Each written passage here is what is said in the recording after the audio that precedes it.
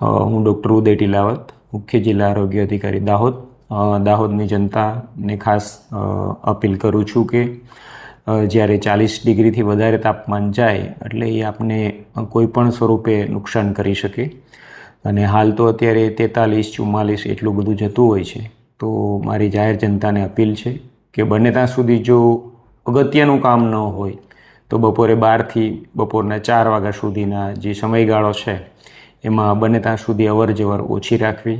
ખાસ કરીને ખુલ્લા વાહનો કે જેમાં શીમાં જે લૂ આપણે કહીએ છીએ એ સીધી જ આપણા શરીરમાં સ્પર્શ થતી હોય તો આપણું પાણી છે શરીરની અંદર એ સતત ગરમ હવાને હિસાબે સુકાઈ જાય છે. એને હિસાબે આપણે ચક્કર, ઉલટી એવું થઈ શકે છે. એને નિવારવા માટે આપણે ORSનું એક પેકેટ સાથે રાખો જે 1 લીટર પાણીમાં નાખી અને તમે પી શકો.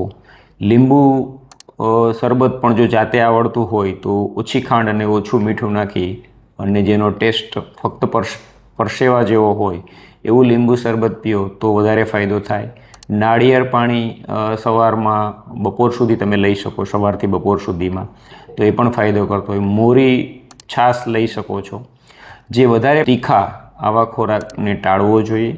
બને ત્યાં સુધી તરબૂચ, શક્કરટેટી આવા જે ફ્રૂટ્સ છે એ પાણીવાળા એમનો ઉપયોગ કરવાથી પણ આપણે ગરમી ઓછી લાગે. સફેદ કપડાં, એકદમ લાઇટ કલરના કપડાં, માથે એકદમ સુતરાઉ ટોપી, બાઇક ઉપર જતા હોય અને જો નાનું બાળક આગળ બેસાડવું હોય તો એમને વ્હાઇટ કલરનો રૂમાલ અથવા તો વ્હાઇટ ટોપી એવું પહેરાવી રાખો તો વધારે આપણે ગરમીથી બચી શકે.